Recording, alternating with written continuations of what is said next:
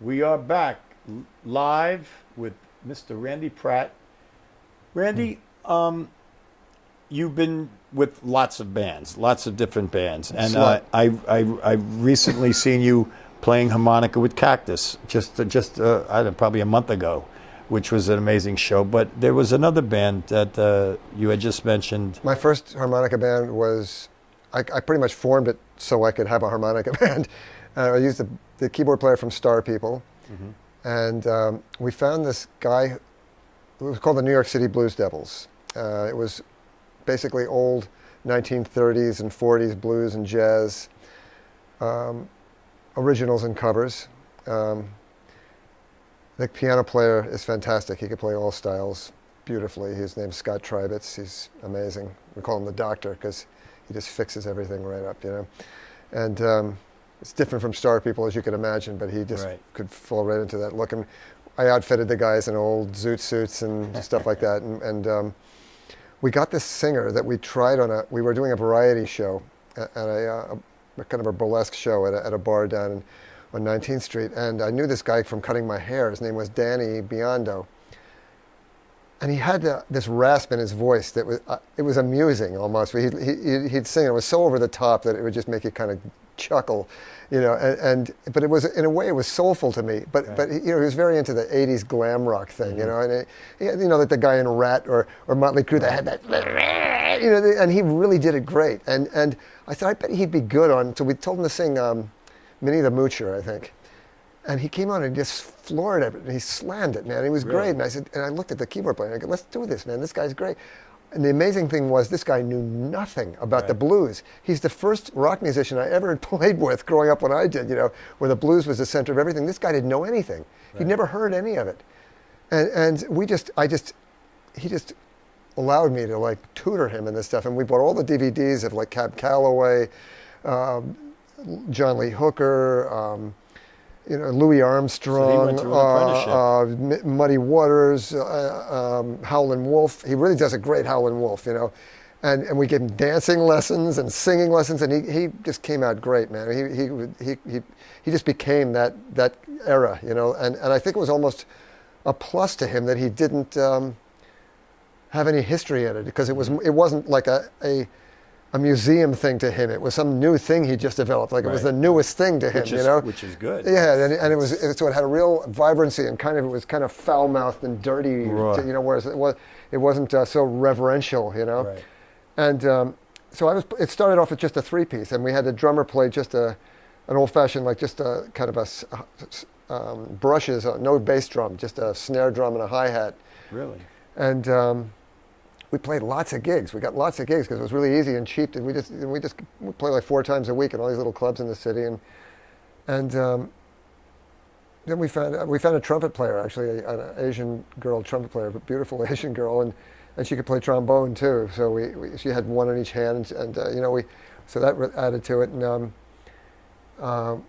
we were playing at the Cutting Room one day, and there was a big popular burlesque show there called Life Scandal that played every Saturday, and the girl, we just happened to play in front of like 6 people before her, you know, and she was waiting to go on with her show, which was packed every weekend there, and she just liked the way we were dressed, so she said, "Oh, you'd be good on the show." And so but it was, you know, the old music was good for burlesque, you know, so we ended up playing every Saturday. There was a sold-out show there with her, and playing a lot of shows at B.B. King, and then we added a horn section that had the trombone player from he played with Springsteen. I saw on the 25th anniversary of Rock and Roll Hall of Fame, there he is, like leading the horn section with Springsteen. He played with Prince. The trumpet player was Wynton Marsalis's replacement at the Met.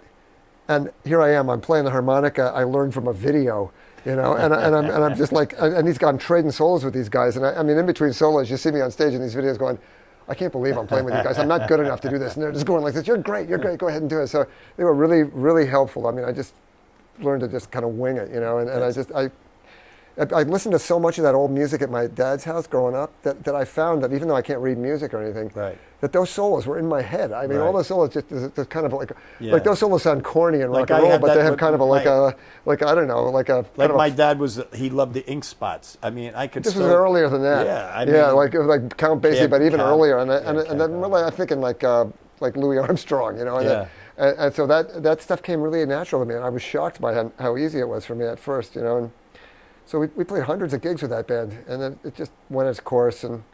But in the course of that, I got into Cactus. I reunited Cactus here in my studio. I paid them as studio musicians to come write Cactus songs because they didn't want to even talk to each other. It was really funny. And that's happening now, right? but they immediately fell in love with each other. And yeah, they did an album. We toured around, you know, a lot with that lineup. And now we're doing our second album with Cactus. So Yeah. I'm a harmonica player now. I saw it. Hey, Mom, I can play the harmonica. and very well too. It was Well, thank you. it really added a nice dimension to that band too. It really did. That night was really a very cool night for me. It really was because, like I said, I was just, my expectations were not that high, and I think there was a lot of adrenaline in that night, and I think and you could see it. I mean, Carmine looked really happy, and for me to see, I love to see make Carmine happy. He's my hero. Yeah, Carmine's one of these guys. He can walk into the studio with a group of people, no prep. I mean, the album we just did, he just did 6 albums in 3 days, Right. new songs in 3 days. Jimmy just come up with some riffs and stuff. Carmine just, it wasn't like he's not a hard-ass pusher. Right. He just knows how to do it. You know, Right. he finesses No the thing doubt together. about He it. arranges it. He's got, you know, he used to produce Rod Stewart stuff. I mean, know. he's a producer, arranger. He's really a brilliant musician. Absolutely. And a motivator, and a guy older than me Yeah. who is like a kid. I mean, He is. he's so into it. He'll I fly mean, across the country to get up on stage and play one gig with a guy. And, you know, and his one solo wherever he's playing or whoever he's playing with would make most people drop dead. I mean, You know what his solos are amazing. one of my favorite memories of him is we were touring with the Fudge with Bill Pascali, Right. that lineup in Europe, and the Lizards and him, and we were at some discotheque in Italy, and you know, to keep a tour going, sometimes you take gigs that are right. iffy. And you know, the Lizards were on there, and there was like just nobody in the audience, and they were there to dance. The people that were, and I came downstairs, and Carmine goes, you know, we're about to go on, and Carmine goes, everybody's kind of looking down, and he goes, "What are you looking down for? Come on, man, get up, let's go out there and get him. Come on." I'm going, and I said, "Carmine, you used to fly around the world in private jets, and you're the one psyching me up here to go on stage." I said, "You're my hero. I love you." Yeah. And he goes, "Oh, I love you too. All right, go ahead and just do it." Let's do it. But no ego with him. You know, Yeah. he just wants to play. You know. No, I mean, even with me, like when he had the drum, I forget what he called it. Him and Vinny. No, with the kids with Oh, the yeah, spackle yeah. buckets. You know, I had talked What's to that him. called? Slam. And Carmine invited me to, because my grandson wanted to play drums, and he said, "Well, bring him out." And he was so gracious to us and to my grandson after the show. It was really great, and so I had to go buy my grandson a set of drums after that. Uh-oh. So, but he is quite a character and one of the greatest drummers ever. I mean, I can't believe the Italian drummers that I have played with. and his brother also. I mean, I played with Vinny. I have a DVD of the Lizards with Vinny Appice. I'm in Cactus with Carmine. Bobby Rondinelli. Yeah.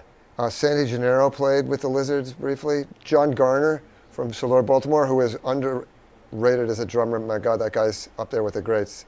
Still, he plays I great. love your new drummer too. And Neil is the last, and I was saving the best for last. Yeah, I'll tell Neil you Saccone, something. man. Where do He they come shocked from, these me. guys? He shocked me. I think Neil's coming into his His time. His time right now, I think.